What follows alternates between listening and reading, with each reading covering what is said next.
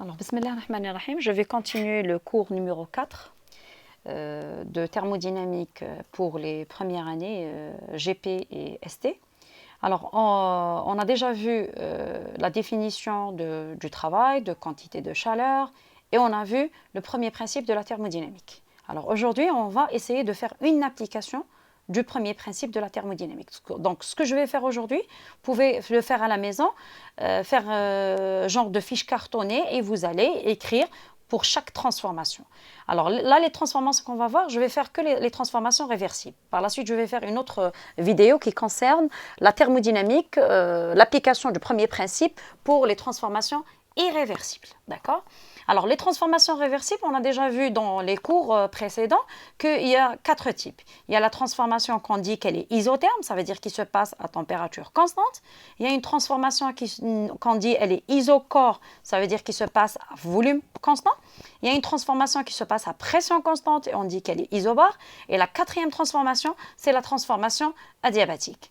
Donc, ce qu'on va faire aujourd'hui, on va essayer, c'est comme si on a un exercice et on va essayer de les résoudre. Alors, généralement, dans les énoncés des exercices, ils vous demandent par exemple de trouver la pression, par exemple la température, le volume, c'est-à-dire les 3 variables qu'on connaît, les variables d'état, l'IUMA, la pression, volume et température. Alors, là, on doit trouver, première des choses, une équation d'état de cette transformation, d'accord, pour évaluer les variables d'état. Et il peut vous demander dans l'exercice, calculer la quantité de chaleur au cours de cette transformation, ou bien le travail au cours de cette transformation, ou bien calculer la variation de l'énergie interne delta E, ou bien carrément delta H au cours de cette transformation. Donc, on va prendre chaque transformation et on va essayer de résoudre tout ça. Alors, je vais commencer par la transformation isocore, ça veut dire qu'il se passe à volume constant. Donc, la transformation à volume constant, une transformation isocore, ça veut dire que c'est une transformation où le volume ne change pas. Donc, c'est un système, ce qu'on appelle un système rigide, un système non déformable. Donc, s'il n'y a pas de variation de volume entre l'état initial et l'état final، معناتها ما كاش تغير في الحجم من الحاله الابتدائيه للحاله النهائيه، راح نشوف ما عنديش تغير حجم، donc dV il est égal à 0. Donc là on a un système, par exemple le dessin هذا، donc là un système, par exemple un gaz, on a des atomes, ce système il va échanger de l'énergie avec le milieu extérieur, bien sûr. Cet échange qui peut être soit sous forme de chaleur, soit sous forme de travail, d'accord? Alors, on va commencer premièrement par donner ce qu'on appelle l'équation d'état. Alors, on va considérer qu'on a un gaz parfait, donc PV égale nRT, donc ديروا في راسكم بلي programme تاع première année راح تشوفوا غير les gaz parfaits. Les gaz réels راح نشوفوهم في البروغرام تاع deuxième année L2, d'accord? Alors, là, qu'est-ce que j'ai fait? J'ai dit qu'on a un état initial 1, d'accord? Donc, on a P1, V1 يساوي nRT1, on a état final P2, V2 يساوي nRT2. Et là, je peux faire aussi la représentation, parce que des fois, les exercices, on a représenté dans un diagramme de Clapeyron. Alors, c'est quoi un diagramme de Clapeyron? Un diagramme de Clapeyron, c'est représenter la pression en fonction du volume. Donc, il y a مثلا في التمرين عطاونا la pression, par exemple, en atmosphère. Donc, نكتب هنايا pression en atmosphère. Par exemple, le volume en litres. Pardon. J'ai touché...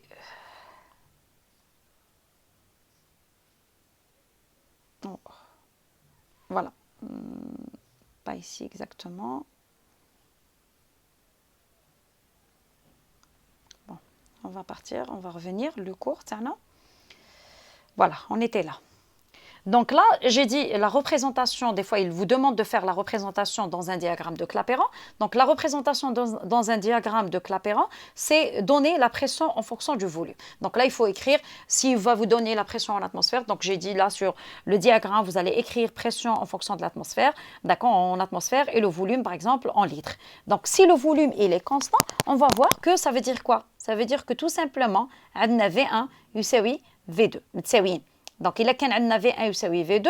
راح مثلا كيما هنا la transformation عندنا من L2. Donc, je fais la flèche تاعي, il faut la faire, d'accord? De 1 à 2. J'ai imaginé هنايا que la pression P1 أكبر من P2. Vous allez voir par exemple des exercices où il يكون عندي la pression par exemple P1 أصغر من P2. Donc là, c'est juste un exemple. Donc, هذه هي la représentation graphique. Donc, c'est une droite, d'accord? راح تروح من l'état 1 jusqu'à l'état 2. Alors là, je considère que c'est un gaz parfait, donc PV يساوي nRT, donc كتبتها بالنسبة les deux états. Alors si le volume il est constant, ça veut dire quoi? Ça veut dire que V1 يساوي V2. Donc هنا إذا درت المعادلة الأولى على المعادلة الثانية راح نشوف باللي je peux simplifier NR مع NR راح تروح و V1 مع V2 راح تمشي. Donc واش راح يبقى لنا؟ راح يبقى لنا P1 على P2 يساوي T1 على T2 وهذه نسميوها l'équation d'état de ce qu'on appelle des isochores معناتها عندي الحجم ثابت d'accord لا يتغير donc V1 يساوي V2 donc là je peux avoir P1 sur P2 يساوي T1 sur T2 alors هذه فين نستعملوها كي يكون مثلا في التمرين il vous demande par exemple calculer la pression finale معناتها la pression P2 donc هنا bien sûr في التمرين راح يعطيك par exemple P1 ويعطيك T1 و T2 donc راح تستعمل هذا القانون تاعك d'accord mais نتوما la démonstration dans l'exercice vous allez faire tout ça. D'accord, vous allez écrire tout ça. ما تعوضوهاش directement هذه. Non, vous faites tout ça. Vous dites qu'on a un gaz parfait. Il faut toujours écrire parce que là, c'est des fois les exercices c'est noté. Donc تكتبوا عندنا équation تاع un gaz parfait يساوي PV nRT. كتبوا état initial P1 V1 يساوي nRT1.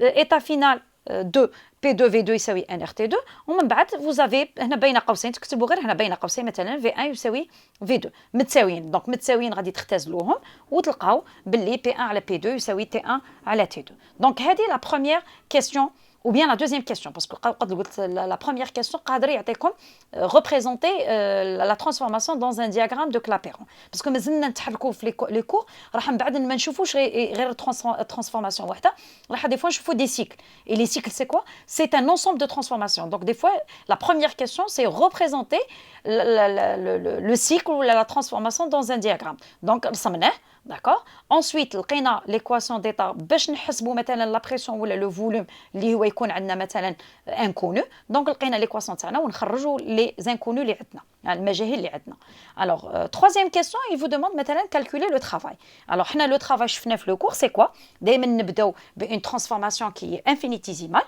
donc dw يساوي moins pdv donc إلا حسبنا le travail قلت لكم هنا ما نكتبوش delta w parce que w n'est pas une fonction d'état donc واش كتبت انايا كتب W12 هذه ماشي 12 parce que بزاف les étudiants يقراوها W12 non W12 معناتها c'est le travail entre l'état initial 1 et l'état final 2 معناتها هو التغير تاع العمل من الحاله الابتدائيه 1 للحاله النهائيه 2 دونك الا كانت عندكم مثلا dans un autre exercice عندنا من 2 ل 3 دونك نكتب W23 d'accord دونك تبعوا لي زيطا اللي عندكم دونك كتبت W12 هو عباره عن ماذا هو سي الانتيغرال دو موان PDV alors هنا نشوف باللي عندنا DV يساوي صفر دونك اوتوماتيكمون عندنا لو ترافاي إلي نول وشفناها في لو كور كي درنا لو كور تاع لو ترافاي قلنا كي يكون عندي ان سيستيم كي ريجيد نون ديفورمابل اون فا افوار DV يساوي صفر دونك لو ترافاي إلي نول ما كانش عمل alors quatrième question aussi qui peut la poser في التمارين يقولنا calculer la quantité de chaleur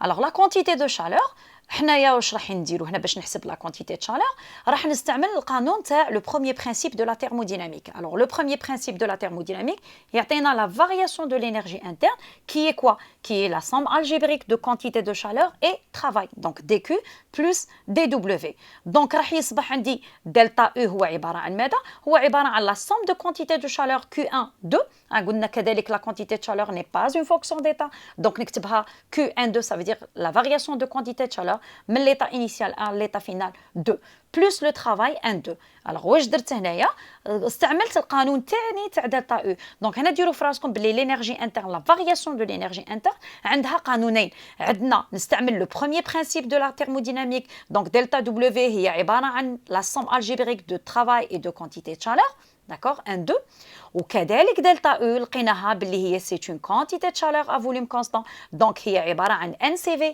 دلتا تي ولا ام سي في دلتا تي دونك هنايا واش ندير اذا كان عندي لو ترافاي il est égal à 0 parce que راني dans une transformation qui est isochore donc راح يصبح عندي la quantité chaleur هي نفسها دلتا او دونك هي نفسها NCV delta T ou bien carrément c'est une quantité de chaleur à volume constant déjà في التمرين هنا ولا في la transformation هذه قلنا c'est une transformation isochore معناتها le volume constant donc cette quantité de chaleur elle n'est qu'égale à la quantité de chaleur à volume constant وهي نفسها delta U ça veut dire MCV delta T Alors, العاود دي فوا السؤال قلنا حسبوا لي دلتا او اي دلتا اش. Donc دلتا او تاعنا هي هنايا نفسها لا كونتيتي دو شالور ا فوليوم كونستون. On l'a démontré ici. Donc هي نفسها لا كونتيتي دو شالور.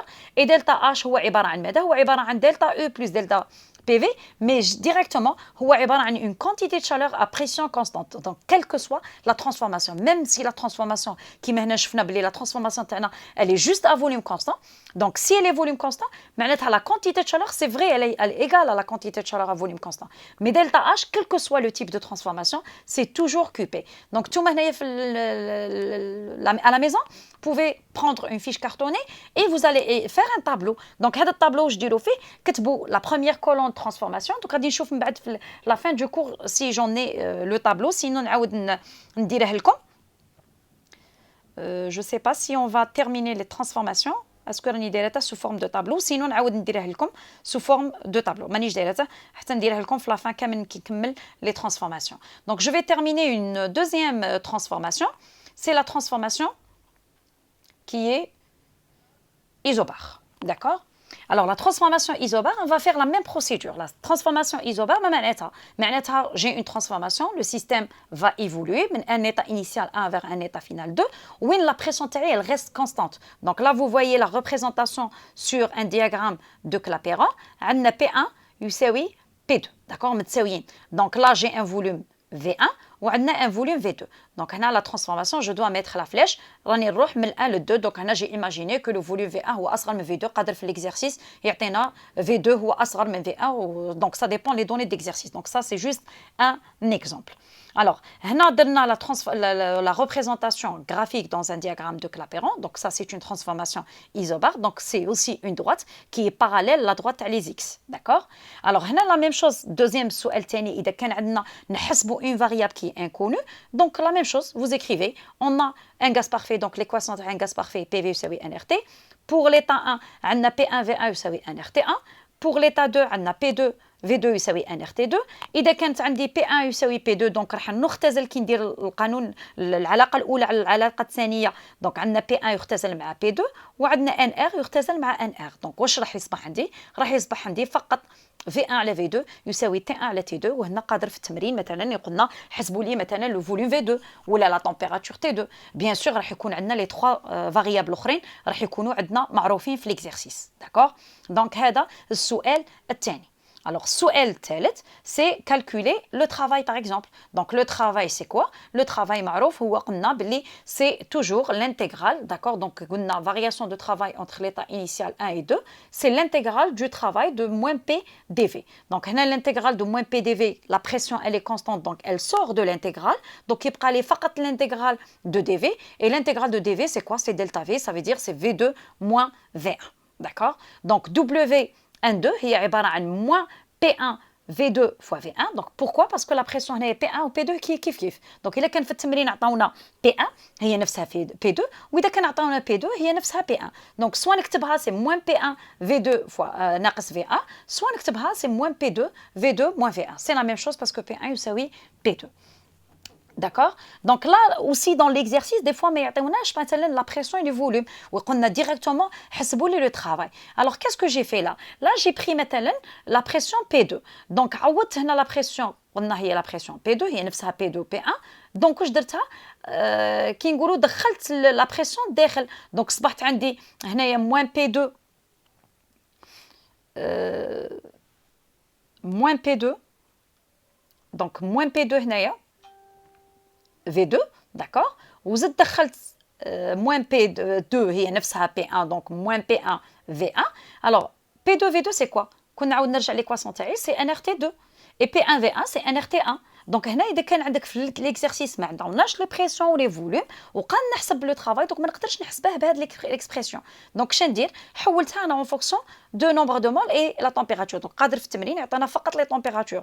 دونك لا جو ريمارك NR يخرج كعامل مشترك le nombre de moles et la constante des gaz parfaits. Donc, راح تخرج لي من l'intégrale ويولي عندي moins NR, pardon, من القوسين moins NR T2 moins T1. Donc, ça, c'est pour le travail. Donc, شفنا بلي عندنا deux expressions على حساب les données de l'exercice اللي عندكم. Donc, soit نستعمل إذا كان عطاونا لي بريسيون فوليوم نستعمل هذا القانون. ما عطاوناش البريسيون فوليوم عطاونا غير لي تمبيراتور، دونك ندخل لا بريسيون داخل في الاقواس ونعوض بي في بار ان ار تي. Pourquoi? Parce que la pression elle est constante. Alors quatrièmement, il peut vous demander de calculer la quantité de chaleur. Alors la quantité de chaleur هنايا عندنا دي اش، كي نرجع للتعريف تاعها اللي شفناه في الكور المره اللي فاتت، هو دي او بلس دي دو برودوي بي في.